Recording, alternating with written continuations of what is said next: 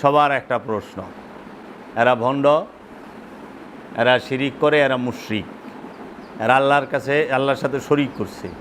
কেন মুশরিক হইলাম, ভণ্ড হইলাম? তার কারণ কি? একটাই, তারা মানুষকে সেজদা করে। খুব পয়েন্ট খেয়াল করবা, তাহারা মানুষকে সেজদা করে, 1 নাম্বার পয়েন্ট। তাহারা মুশরিক, তারা কাফের। এখন কথা হইল যে সেজদা কাকে বলে, সেজদা কয় প্রকার? সেজদার কোনো প্রকার নাই, সেজদা এক প্রকার। যেটা সেজদা, সেজদা এক প্রকার, সেজদার কোনো প্রকারই নেই। আর যেটার প্রকার আছে সেটা হলো আনুষ্ঠানিকতা। যে অনুষ্ঠান কত প্রকার, আনুষ্ঠানিক সেজদা কত প্রকার। এর লেগে আমরা যদি বোঝার জন্য বলি তাহলে প্রকার ভেদে সেজদা আনুষ্ঠানিকতা হলো 2 প্রকার। একটা হইল যে ইবাদতের সেজদা, আরেকটা হইল তাজিমের সেজদা, সম্মানের সেজদা। কিন্তু মূলত সেজদা একই প্রকার, সেজদার কোনো প্রকার ভেদি নেই। সেজদা কাকে বলে? নিজের ইচ্ছাটাকে, আমি একদম সহজভাবে ইটা বলতেছি, উলঙ্গভাবে নিজের ইচ্ছাটাকে আল্লাহর ইচ্ছার মধ্যে, রবের ইচ্ছার মধ্যে সম্পূর্ণরূপে বিলীন করে দেওয়া, উৎসর্গ করে দেওয়া, ফানা করে দেওয়ার নামই হলো সেজদা। আমার ইচ্ছা বলতে কোনো ইচ্ছা থাকবে না। যতক্ষণ নিজের ইচ্ছা আছে, আমার নিজের ইচ্ছা আছে, ততক্ষণ সেজদা হয় না। যতক্ষণ পর্যন্ত আমার নিজের ইচ্ছা আছে, আমার বলতে কিছু আছে, ততক্ষণ সেজদা হয় নাই। আমি থাকলে সেজদা হয় না। যতক্ষণ না পর্যন্ত তুমি সমস্ত কিছু তোমার রবের এইখানে না পৌঁছাইতে পারতাছ, ততক্ষণ সেজদা হয় নাই।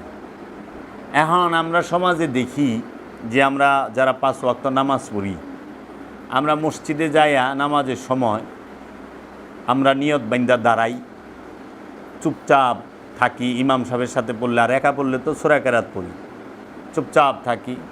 রুকু করলাম মানে গুজা হইলাম, অর্ধেক ঝুঁকলাম। আর সেজদা করলাম মানে পুরা ঝুঁকা গেলাম, মানে অষ্টাঙ্গ একখানে করে মাটিতে। এখন সেজদার কথাটা আল্লাহ কোথায় বলল যে কিসের মধ্যে সেজদা দিতে হবে?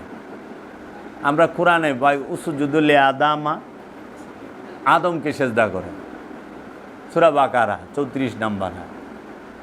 হে ফেরেশতারা এবং ফেরেশতাদের সর্দার সবাইকে আল্লাহ বলল উসজুদু লিআদামা ফাসাজাদু, সবাই সেজদা দিল ইল্লা ইবলিস। ইবলিস সেজদা দিল না। এখন কথা আসে যে এই সেজদা কি এই মাথা নত করার সেজদার কথা বলছে আল্লাহ? যদি মাথা নত করার সেজদার কথা বলে তাহলে ফেরেশতা তো মাথাই নাই। ফেরেশতার হাত পাও আছে, মাথা মুন্ডু আছে? ফেরেশতার হাত পাও নাই, মাথা মুন্ডু নাই। যদি ফেরেশতার হাত পা মাথা মুন্ডু থাকে তাইলে পরে ফেরেশতার নফস থাকতে হইব। কারণ নফস থাকলেই দেহ থাকবো, প্রাণ থাকলেই দেহ থাকবো। যার মাথা মুন্ডু আছে তার অবশ্যই নফস থাকবো, আর যার নফস আছে তার দেহ থাকবো। তো এখন ফেরেশতার নফসও নাই, রুও নাই। ফেরেশতা আল্লাহর সিফাতি নূরের তৈরি রোবট। বাবা জাহাঙ্গীর বলছেন যে খাও খাইলো, বইবার করলে, মানে আল্লাহর আজ্ঞা বহ। এজন্য ফেরেশতা যে সেজদা দিছে সেটা কিন্তু মাথা নত করার সেজদা না। আমরা যেটা মাথা নত করি মনে করি এইটা সেজদা। আর কোরআনে আল্লাহ বলছে যে তুমি সেজদা করো আল্লাহতে, আল্লাহর মধ্যে, আল্লাহতে সেজদা করতে বলছে। এখন আল্লাহতে সেজদা করবা কেমনে? আমরা কি আল্লাহতে সেজদা করি? না, আমরা সেজদা করি কই মাটিতে, আমরা সেজদা করি কই পাটিতে। আল্লাহরে সেজদা করবার যাই সেজদা করতেছি মাটিতে, সেজদা করতেছি পাটিতে, আর নাহলে সেজদা করি জায়নামাজ কার্পেটে, তাই না? আবার আল্লাহকে আমরা সরাসরি সেজদা করা পারি না। আল্লাহ কইতেছে তুমি আমারে সেজদা করো। আজ পর্যন্ত কোনো মানুষ আল্লাহরে সরাসরি সেজদা করতে পারছে না, মাঝখানে একটা উসিলা লইতে হয়েছে। মাধ্যম লইতে হয়েছে। সেটা কি? মক্কা ঘর, কাবা শরীফ। কাবা ঘরকে উসিলা লইতে হয় না? কাবা ছাড়া আল্লাহকে সেজদা করন যায়? তা আল্লাহ কইতেছে যে তুমি আমাতে সেজদা করো। আমরা তো সবাই কাবারে সেজদা করতেছি, আল্লাহরে কে সেজদা করতেছে? আল্লাহকে সরাসরি সেজদা করা যায় কাবা ছাড়া? আনুষ্ঠানিক যে আমরা 5 ওয়াক্ত নামাজ পড়ি, 5 ওয়াক্ত নামাজে মক্কা মসজিদুল হেরেম কাবা শরীফ ছাড়া সেজদা করন যায়? আমরা হজে গেছি, হজে গেলেও কাবা শরীফ মাঝখানে রাইখা কাবার চতুর্দিকে আমরা ঘুইরা কাবাকে সামনে রাইখা সেজদা করি। এর লেগে কাবার ডাইন নাই, বাম নাই, সামুন নাই, পিছন নাই। কাবার ডাইন বাও, সামুন পিছন কিছুই থাকে না। কাবাই। কাবাকে সবার সামনে রাখতে হয়, কাবাকে পিছনে রাখা যাবে না। কেন? কারণ কাবায় আল্লাহ থাকে, তাহলে আল্লাহ যে এনে থাকে ওইটারই পিছন দেওয়া যায় না। আর যে স্বয়ং প্রভুর রূপ তারে পিছন দেও কেমনে? আল্লাহর রসুল রে। আল্লাহর রসুল তো আল্লাহর চেহারা। আল্লাহ নিজে কইছে আমার ওয়াজহুল্লাহ, আমার আইনুল্লাহ, আমার ইয়াদুল্লাহ কে? মোহাম্মদ রসুল্লাহ সাল্লাল্লাহু আলাইহি ওয়াসাল্লাম। তাইলে এই যে বিষয়টা আমরা সেজদা করতেছি মাটিতে, পাটিতে, কার্পেটে, আমরা আল্লাহতে সরাসরি সেজদা করতে পারতাছি না। আল্লাহতে আমরা যখন সেজদা করি তখন আমরা কাবাকে মাধ্যম হিসেবে নিই। তাইলে সেজদা কি? এখন আমরা মসজিদে যে নামাজ পড়ি যায়া, আমরা জামাতে যে নামাজ পড়ি যায়া, বাড়িতে যে নামাজ পড়ি, আমরা কি দেখতে পাই না সুদখোর মসজিদে নামাজ পড়ে সেজদা দিতেছে আল্লাহরে? আমরা দেখি না সমাজে ঘুষখোরেরা সেজদা দিতেছে আল্লাহরে, নামাজ পড়তেছে? আমরা কি দেখি না সমাজে যারা অন্যের হক মাইরা খাইছে, আত্মীয় স্বজনের হক মাইরা খাইছে, পাড়া প্রতিবাসীর আত্মীয় স্বজন ভাই বোন এগোর সম্পত্তি মাইরা খাইছে, তারা সেজদা দিতেছে না? মসজিদে যায় নামাজ পড়তেছে না? আচ্ছা, আমরা কি দেখি না দোকান করে ওজনে কম দেয়, ভেজাল মাল বেছে, হ্যাঁ ব্যবসা করে ওজনে কম দেয়, ভেজাল মাল বেছে, হেও সেজদা করতেছে আল্লাহরে। আবার আমরা এটা দেখি যে একেবারে রিলিফের মাল, বয়স্ক ভাতা, বিধবা ভাতা, সমস্ত কিছু মাইরা দইরা খায়, হ্যাঁ ডিউটিন হিটিরে সাইটা সুইটা খায় আলায়, হ্যাঁ চাইল গম কিছুই তো ছাড়ে না, হেরাও দেখি সেজদা করে। তাইলে পরে আমরা দেখতেছি যে মসজিদে যায় এরাও সেজদা করতেছে। কিন্তু আল্লাহ হুকুম, আল্লাহর যে হুকুম 274 বার যে তোমরা অন্যায় করো না, তোমরা সৃষ্টিরে কষ্ট দিও না, তোমরা কারোর উপরে জুলুম করো না, তোমরা এতিমের হক মাইরা খাও না, তোমরা এই এতিমদেরকে কষ্ট দিও না, আত্মীয় স্বজনের সম্পদ মাইরা খাও না, কেউ রাত জমিন মাইরা দিলে সাতবক জমিন গলায় ঝুলাই দেওয়া হবে, তোমরা ওজনে কম দিও না, আল কোরআন সূরাই আছে, ওজনে কম দিও না, তোমরা গীবত করো না, তোমরা এই যে মানুষকে অন্যায়ভাবে বিচার করো না, অন্যায় বিচার করো না, জুলুম করো না, যে নিরপরাধ মানুষের শাস্তি দিচ্ছ এটা করো না।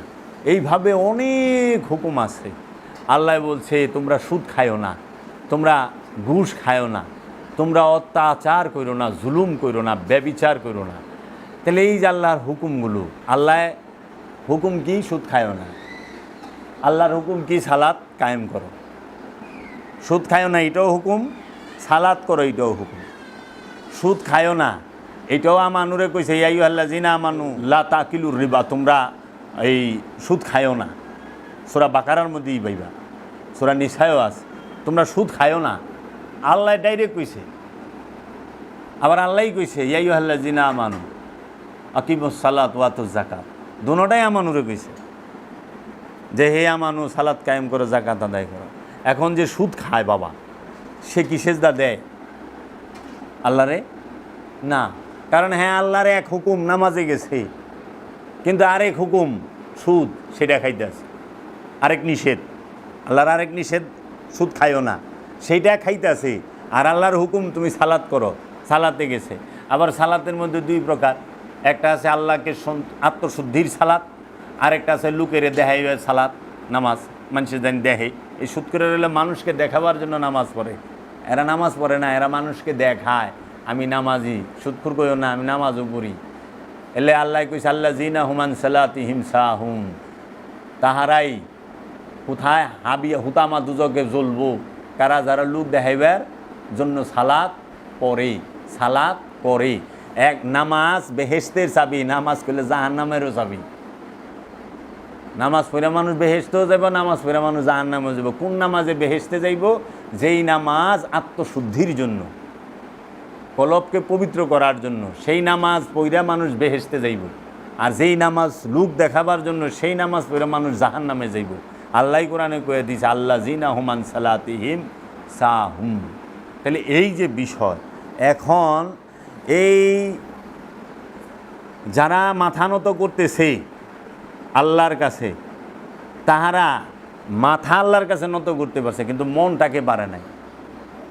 তাদের মনকে পারে নাই, তাদের ইচ্ছাটাকে আল্লাহর কাছে নত করতে পারে নাই, তাদের মাথাটাকে আল্লাহর কাছে নত করছে। দেখেন সুদখোর যে সুদ খায়, সে আল্লাহর সামনে মসজিদ আল্লাহর ঘর, মসজিদে গেছে, আল্লাহর সামনে আছে, আল্লাহর সামনে আল্লাহর সেজদা করতেছে, আল্লাহর সামনে সে মাথা নত করতে পারছে।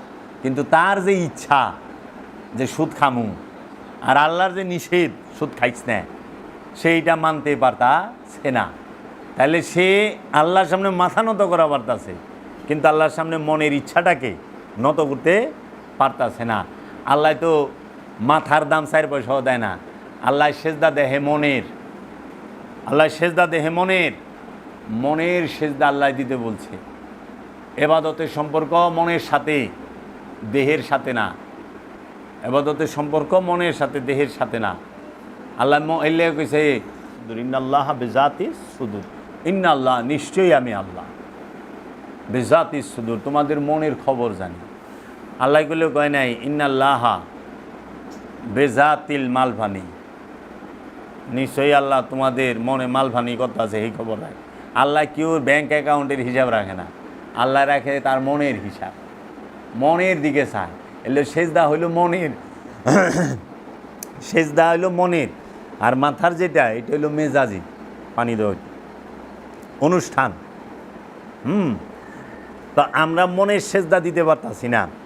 যে মানুষটা বিধবা ভাতামাই রাখায়, প্রতিবন্ধী ভাতামাই রাখায়, যে মানুষটা আপনার বৃদ্ধ ভাতামাই রাখায়, বয়স্ক ভাতা, যে মানুষটা এই এতিম দুস্থ মিসকিন অনাথগু চাইল মাইরা খায়, গম মাইরা খায়, তেল মাইরা খায়, চিনি মাইরা খায়, সেই লোকটা আতর মাইরা মসজিদে যাইতেছে, নামাজ পড়লাম। আর আল্লাহ কইছে এতিমের হক মারিস না, মিসকিনের হক মারিস না। তাহলে ওই লোকটা আল্লাহর সামনে মাথা নত করতে পারতেছে, কিন্তু মনটাকে নত করতে পারছে। তাহলে কি তার সেজদা হচ্ছে? এর জন্য আমরা যারা পীরের পায়ে সেজদা দেই, পীরের পায়ে আমরা মাথা নত করি, কিন্তু পীরের ইচ্ছার কাছে নিজের ইচ্ছাটাকে বিসর্জন দিতে পারি না। এর জন্য বাবা তোরা যে মাথা নত করস, এটা হলো আনুষ্ঠানিকতা, এটার মধ্যে কোনো মাহাত্ম্য নাই। মানে এইটা কিয়েরে রাখছি, কারণ এটা হলো শয়তান চিনার সবচেয়ে বড় ফর্মুলা। শয়তানে যখনই দেহে মুরিদ পীরের পায়ে সেজদা দেয়, তখনই শয়তানে জ্বলে ওঠে। ওই যে আল্লাহরে কইছিল, আল্লাহ আমি তোমাকে সেজদা করুম, আদমকে সেজদা করুম না, কারণ আদমকে সেজদা করা হারাম না জায়েজ। তুমি বলছো এই মাথা কারো কাছে নত করবো না আমি ছাড়া।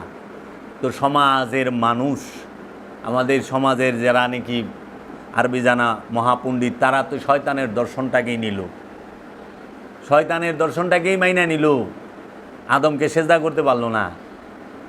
সূরা ইউসুফের 100 নম্বর আয়াত, ইউসুফ নবীকে উচ্চ আসনে বসাইয়া তার পিতা হজরত ইয়াকুব নবী তিনি সেজদা করলেন, এবং তার গর্ভধারিণী তার মা তাকে সেজদা করলেন, এবং তার বড় 11 ভাই তাকে সেজদা করলেন।